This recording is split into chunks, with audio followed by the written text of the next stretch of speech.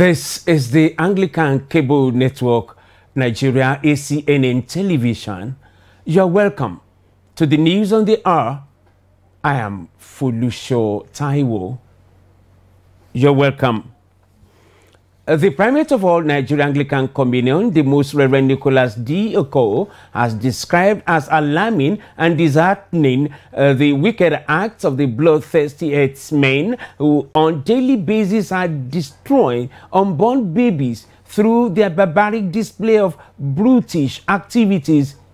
According to him, a single cow is worth a community of human beings, and the government appears powerless to curb their nefarious activities.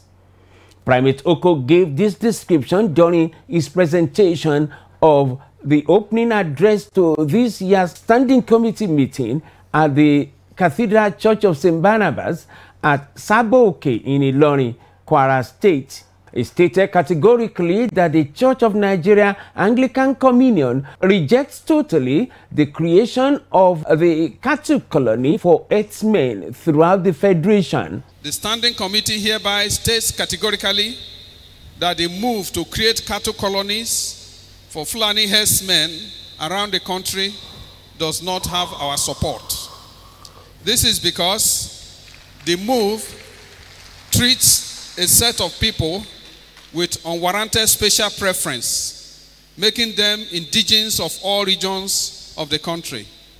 More so, they are private businessmen who take away all proceeds of the business, not sharing with either their local communities or the government. Nobody's land should, therefore, be taken forcefully or be given to another person under any guise. It will be grave injustice and corruption of the highest order to spend taxpayers' money on the private business of a set of people. Archbishop Oko said too many evils are bedeviling the nation at the same time, all constituting widespread fears never felt before, making the polity to become increasingly volatile with no end in sight. He, however, commended the federal government for its bid to review the minimum wage to meet the yearning needs of the downtrodden. The primate urged the government to do the needful and quickly too, while recounting the deplorable state the fuel scarcity has plunged Nigerians. Primate Oko advised the federal government to use the funds saved from increasing fuel price to fix all the refineries and get them to work optimally, not a return to fuel scarcity. He seized the opportunity of his address to call on political leaders and politicians to work harder to deliver on the previous campaigns, adding that Nigerians are still yearning for dividends of democracy. Nigerians are expecting the federal government to use the funds saved from increasing fuel price to fix the refineries and get them to work optimally, not a return of fuel scarcity. We wish to call on our political leaders and all politicians to work harder to deliver on the promises of the previous campaign. Nigerians are still yearning for the dividend of democracy, not another round of empty promises. The Standing Committee wishes to urge INEC to work harder to make registration of voters as smooth as possible. It is not expected that the challenges faced in registration in 2015 should still be there. The Archbishop, Ecclesiastical Province of Kwara, and Bishop of Kwara Diocese, the Most Reverend Dr. Olusegun Adeyemi, has said that the church dwells in an ungodly world and is at the risk of our spiritual lens being fogged by the god of money. Archbishop Adeyemi said this while giving his welcome address to the former opening of the Church of Nigeria Standing Committee meeting, which was held at the St. Barnabas Cathedral Church, Saboke, Ilorin, Kwara State. The Archbishop went on a historical excursion on how the state of Kwara developed to be a state of harmony from the West Central state, and how the big diocese of Kwara has metamorphosed and about 8 dioceses carved out of it. According to him, this is the second time Kwara diocese will play host to receiving the standing committee meeting of the Church of Nigeria Anglican Communion, the first being between the 5th and 9th of April 1998. He said the success story today is that the hitherto very big diocese has been transformed into a province, having been inaugurated on 24th May 2009, and has now become a grandmother because of the creation of Lokoja province carved out of it. Now to the theme, poverty of riches, as relevant to Kwara State, is noteworthy that the total landmark of Kwara State today is 36,825 square kilometers, which is at least 10 times that of Lagos State area of just about 3.5 square kilometers. Therefore, Lagos, with a population of about 20 million, puts Kwara State 10 times smaller, with a population of just a paltry number of 2.5 million as of the 2005 estimate. If Kwara State then is not accommodative of visitors, then it is economically exhibiting poverty of land space riches. Archbishop Adeyemi opined that to prevent the biological growth from manifesting economic poverty, the process of matchmaking multiplication of dioceses with investment has begun. The erudite scholar and medical doctor then welcomed the houses of the bishop, clergy, and laity with best wishes of trouble-free time, God-inspired meeting and spirit-directed decisions to all participants. In the 7 languages spoken in this state, I say to you on behalf of all my brother bishops, in English, welcome. In Yoruba, Ekwabo. In Ebira, Yamfe. In Nupe, Ekobe. In Fulani, Barakado. In Hausa, Senodozua. For Igbo residents, no, you're all welcome. The Deputy Chief of Staff Special Advisor on Administration and Finance to the Senate President, Honorable Gbenga Makanjuola, has urged the Church to pray fervently for Nigeria at this turbulent period and for the unity of our nation. He said Nigerians need to come together and pray without ceasing for those in position of authority for God's guidance and wisdom. According to him, all hands should be on deck for the prayers for the nation because there is crisis in the country. He opined that the only panacea to solve the crisis of the nation, apart from human capacity and knowledge, is God's intervention. Hence, he called on all the body of Christ to come to the rescue. He said that he believes God has saddled the church with the responsibility to intervene on behalf of the nation, and the church should not relent on these efforts. He assured the nation that the National Assembly, another arm of the government, is trying their best for His Excellency the President of the Senate, Dr. Olubukola Saraki, to ensure that most of the laws that are being passed by the National Assembly are laws that will ameliorate the sufferings of Nigerians, adding that this is the part of the role they can play to support the executive. Honorable Gbenga Makanjuola therefore called on the body of Christ for urgent spiritual intervention. The Primate and Archbishop and Metropolitan of all Nigeria Anglican Communion, the Most Reverend Nicholas D. Oko, has charged clergymen to imbibe the virtue of integrity and to adhere strictly to sound teachings and doctrines, even at the expense of losing church members. Primate Oko made this charge in his address during the 60th anniversary celebration of the Emmanuel College of Theology and Christian Education in Samonda, Ibadan. He stressed the fact that priests are of value in the society only because of integrity, without which they will just be people busy with emotionalism. He charged them to desist from teachings and practices that will be added to the name and the value of a priest.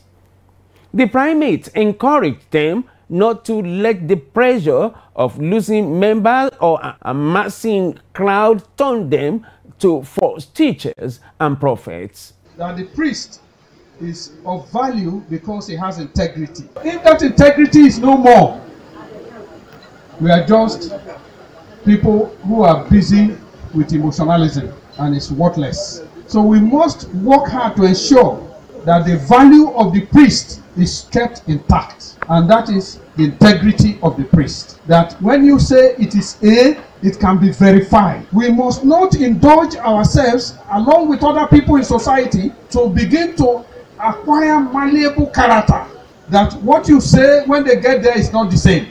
So false prophecies should not belong to this church.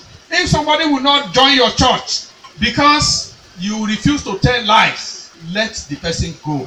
Do not be mesmerized by crowd, because in the end, it will not be the number of crowd in the stadium that will matter. God knows the motivation of the crowd, and he sees what is happening. So stand firm and uphold this church and its teachings, and then people will come because you have the real thing.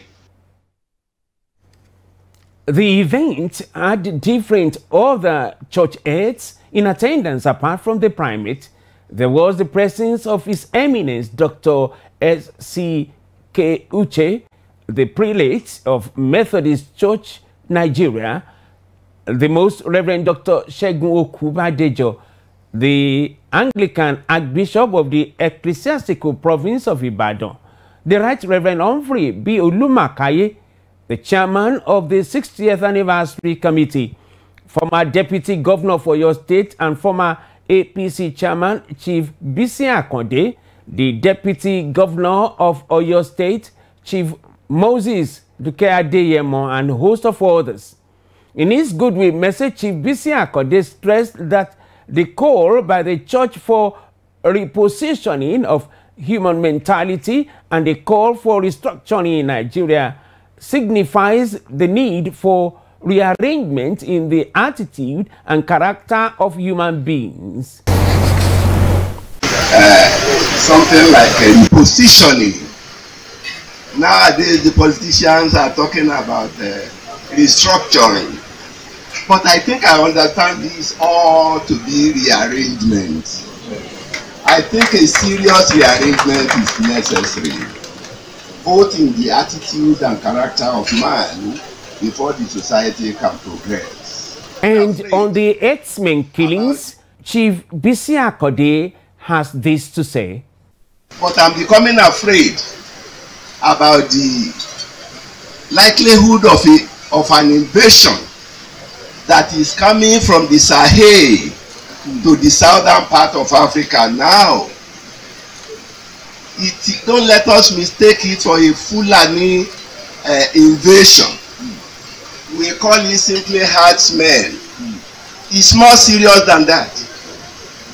It's a serious invasion that began about 10 years ago, and the end of which we don't know, and we have never started to know. But I see the church as the largest medium of communication, and I think our leaders will use the church to talk to the generality of the people that what is coming is not about political parties, it's not about president, it's not about Buhari or about anybody. It is about hunger arising from dryness, from the what you call climate change. Later on at the event, some of the members of the clergy received awards of honor and recognition for their remarkable works in the church and the society. Primate Oko also dedicated newly built hall that is named after him and some other newly constructed infrastructures. President Muhammadu Buhari said Nigeria's unity is a divine arrangement that nothing should be done to put asunder. Buhari said this in his goodwill message to Christians as they mark the Ash Wednesday, which marks the beginning of 40 days of fasting. In a statement by his special advisor on media and publicity, Mr. Femi Adesina, the president urged Nigerian Christians to continue to pray for the nation's unity and progress. President Muhammadu Buhari felicitates with Christians in Nigeria on the solemn occasion of the commencement of this year's Lenten season. The president urges Christian brothers and sisters to emulate the warrior example of Jesus Christ, who fasted 40 days and the beginning of his earthly ministry. He believes that Nigeria's existence as one united country is a divine arrangement and nothing should be done to put it asunder. President Buhari enjoins all Nigerians to intensify love, brotherliness, and concern for the less privileged members of their communities in order to strengthen the bond of togetherness. He also called on Christians to pray fervently for the country's unity and progress. Governor Yahaya Bello has again apologized to Catholic bishops and the entire Christendom over his February 9 comments on the visit of the Catholic bishops to President Muhammadu Buhari at the Aso Villa. The clerics last week met Buhari in a closed-door meeting. They told the president Nigerians were angry about alleged bad governance and imbalance in the system. But addressing State House correspondents at the President Villa, Abuja, after the Jumat service on Friday, the governor took a swipe at them. He said those who had looted the country funds were hungry because sources of their free money had been blocked by the current government. Bello, at the Maiden Kogi Economic and Investment Summit held in Lokoja, asked Vice President Professor Yemi Osinbajo to convey his apology to Christian leaders nationwide.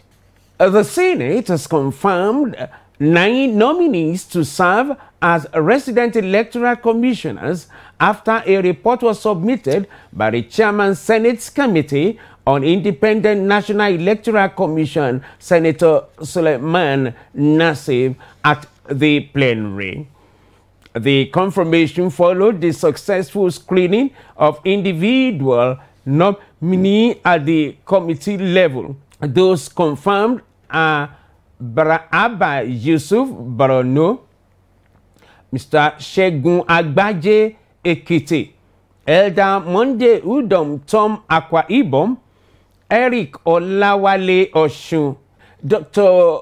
Uthman Abdurrahman Kwara, Dr. Cyril Omorogbe Edo, Yahaya Bello Nasarawa, Dr. Emmanuel Alex Art Rivers, Mohammed Magaji Ibrahim Gombe. In his remarks, Senate President Dr. Bukola Saraki sustained the committee report while thanking the committee for the detailed screening of nominees.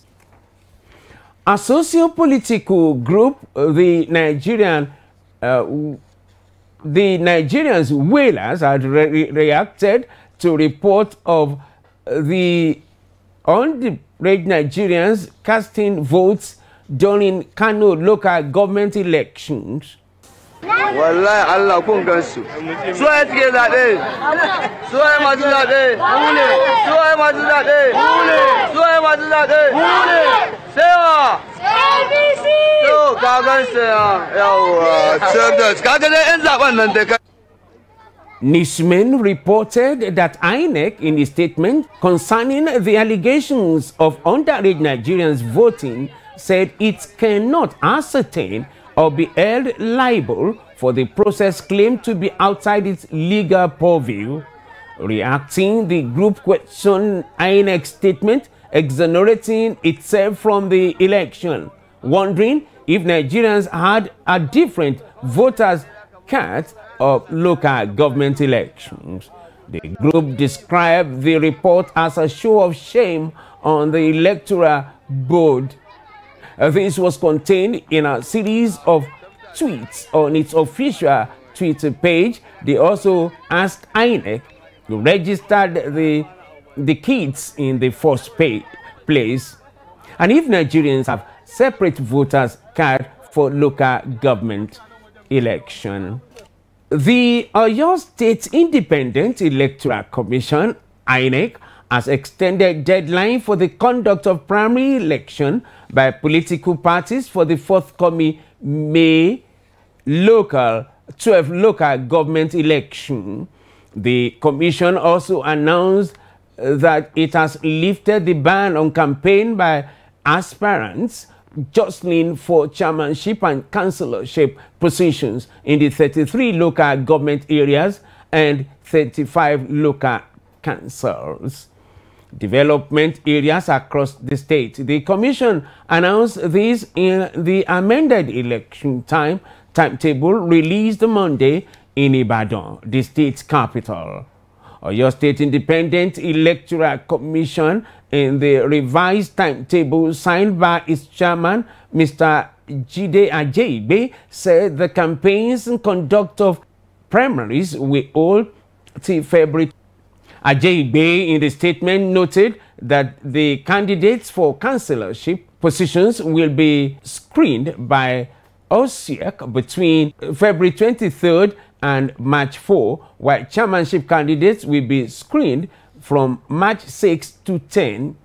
He said that all the cleared candidates from the political parties contesting the re-election can pick nomination forms from March 25th to 29, while the names of the qualified candidates shall be published on the 20th April. He said that electioneering campaigns will end on May 11, while the actual election holds on May 12. Bola Tinubu, national leader of the All Progressive Congress APC, has asked former military president Ibrahim Babangida and ex-president Olusegun Obasanjo to join the club of retirees. Tinubu spoke with the State House correspondent shortly after former interim chairman of the party, Chief Bisi Akande, met President Muhammadu Buhari at the presidential villa Abuja. He was reacting to separate statements by the two leaders who recently advised Buhari not to seek re-election in 2019, while saying it does not address these shadows. The former Lagos State Governor urged Obasanjo and Babangida to allow the present crop of leaders to move the country forward. Political challenge. I don't address those shadows. The question is, we should let our former president join the retirees club and take their pensions, but participate in our politics if they are interested, because it's a free world. And this freedom is not served a la carte. It's taken. But we should allow to move our country forward. The senator representing Kaduna Central in the National Assembly, Shehu Sani, has again criticized the President Muhammadu Buhari-led administration. Sani, a member of the ruling All Progressive Congress APC, has pointed out that the administration was declaring war on individuals, criticizing some of his policies, labeling them as corrupt. He noted also that there were corrupt persons who were protected just because they were members of the president's cabinet. In a tweet, the lawmaker said the labeling of critics of the government as supporters of corruption and the crowning of the supporters of government as saints look as the new attempt to undermine the sanitized people for eroding their benefits, is they express their opinion. And now to some foreign news. The primate of the Anglican Church of Papua New Guinea, Archbishop Alan Miguel, has spoken out against the increasing number of alleged witches and sorcerers being killed. He said that the recent killing of a child suspected of being a witch was strongly opposed to the way of Christ, describing it as child abuse in its worst form. Last week, the UN High Commissioner for Human Rights, Aid Rad, or ACNN, visited PNG and called for decisive action by the government to tackle difficult human rights challenges, including the endemic gender-based violence and horrific attacks against those accused of sorcery in Papua New Guinea. Archbishop Acnn said killings for taking away somebody's life because of the suspicion that he or she is a sorcerer must not be the way to answer or solve the issue. He described the practice of sorcery and witchcraft as an evil thing, adding that the killing of a suspect for taking somebody's life is an act of evil, and both practices are evil in the country which is labeled as a Christian country. The Umbrella Ecumenical Group in Malaysia has called for the release of Pastor Raymond Ko, who was violently abducted from the streets of Petlin Jaya, Kuala Lumpur, 13 February 2017, writing and ahead of the first anniversary of the Roman Catholic Archbishop of Kuala Lumpur, Juan Leo, being king in his role as chairman of the Christian Federation of Malaysia's Executive Committee, urged churches and Christians to continue to look to God for prayer and to seek a closure to the dastardly act on a servant of God. The Christian Federation of Malaysia brought together the three national church bodies, the Catholic Bishops' Conference of Malaysia, the National Evangelical Christian Fellowship, and the Council of Churches of Malaysia, which includes the Anglican Dioceses of West Malaysia, Cochin, and Sarah. They interceded God in His infinite mercy should locate Pastor Raymond Ko and reunite him with his family.